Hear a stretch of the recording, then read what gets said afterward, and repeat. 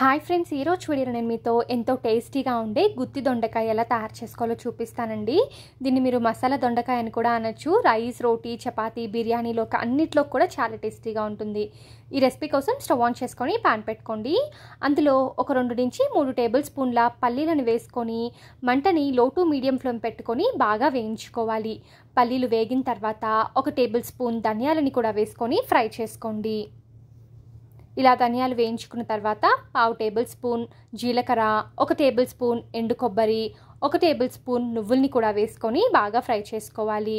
Oil ఏమీ వేయకుండా వీటిని ఫ్రై చేసుకోండి. ఇవి బాగా ఫ్రై అయితే మనకి మంచి అరోమా అయితే వస్తుందండి. అలా అరోమా స్టార్ట్ అయినప్పుడు స్టవ్ ఆఫ్ చేసేసుకొని ఈ మిశ్రమాన్ని పక్కన ఉంచుకొని చల్లారనివ్వాలి. ఇలా పూర్తిగా చల్లారిన ఈ మిశ్రమాన్ని ఒక మిక్సీ జార్లో యాడ్ చేసుకోండి. చూడండి, ఇలా మిక్సీ జార్లో వేసుకున్న తర్వాత కొద్దిగా వాటర్ యాడ్ చేసుకొని మెత్తగా గ్రైండ్ చేసుకోండి. మీరు అవసరం ఉంటే దీంట్లో కొద్దిగా చింతపండుని కూడా వేసుకొని గ్రైండ్ చేసేసుకోవచ్చు. ఇలా పేస్ట్ లాగా చేసుకొని పక్కన ఉంచుకోండి. ఇప్పుడు స్టవ్ ఆన్ చేసుకొని ఒక 2 నుంచి 3 టేబుల్ స్పూన్ల నూనెని వేసుకోండి. ఈ కర్రీకి నూనె కొంచెం ఎక్కువే పడుతుందండి, కాబట్టి చూసి వేసుకోండి.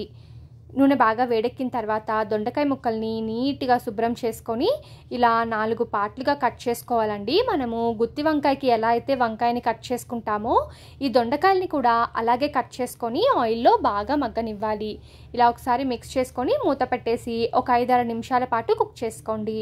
మధ్య మధ్యలో కలుపుతూ ఉండండి, లేకపోతే అడుగంటిపోతాయి. ఇలా వీటన్నిటిని బాగా మిక్స్ చేసుకుంటూ కలుపుకోవాలండి. ఇప్పుడు మరలా మూత పెట్టేసి మరొక 4-5 నిమిషాల పాటు కుక్ చేసుకోండి. మంటని లో టు మీడియం ఫ్లేమ్ పెట్టుకొని కుక్ చేసుకోవాలి. దొండకాయ ముక్కలు వేగడానికి కొంచెం టైం పడుతుంది కాబట్టి సమయం అయితే తీసుకుంటుందండి. నాకు 8 నిమిషాల టైం పట్టింది. వేగిన దొండకాయ ముక్కల్ని పక్కకు తీసి పక్కన ఉంచుకోండి. ఇప్పుడు అదే పాన్లో కొద్దిగా గరం మసాలా దినుసులు యాడ్ చేసుకోండి. అవి వేగిన తర్వాత కట్ చేసి పెట్టుకున్న ఉల్లిపాయ ముక్కలు, పచ్చిమిరపకాయ ముక్కల్ని వేసుకొని బాగా ఫ్రై చేసుకోవాలి. ఉల్లిపాయ ముక్కలు మరీ ఎక్కువ వేగాల్సిన అవసరం లేదండి. కొద్దిగా లైట్ గోల్డెన్ బ్రౌన్ కలర్లోకి వస్తే సరిపోతుంది. ఇలా వేగుతున్నప్పుడు ఇందులో 1 టేబుల్ స్పూన్ అల్లం వెల్లుల్లి పేస్ట్ని యాడ్ చేసుకొని అల్లం వెల్లుల్లి పేస్ట్లో నుంచి వచ్చే పచ్చివాసన మొత్తం పోయే వరకు ఫ్రై చేసుకోవాలి. ఇప్పుడు ఇందులో సన్నగా కట్ చేసి పెట్టుకున్న టమాటో ముక్కల్ని వేసుకోండి. మీరు కావాలి అనుకుంటే టమాటో ప్యూరీని కూడా వేసుకోవచ్చు.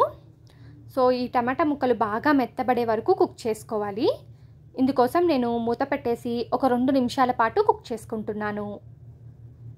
ఒక 2 నిమిషాల తర్వాత మూత తెరిచి చూద్దాం. చూడండి, టమాటా ముక్కలు బాగా మెత్తబడిపోయాయి.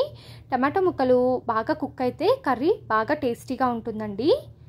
ఇలా టమాటా ముక్కలు కుక్ అయ్యాయి కదా, ఇప్పుడు ఇందులో మనం ముందుగా పేస్ట్ చేసి పెట్టుకున్న పేస్ట్ని యాడ్ చేసేసుకోవాలి.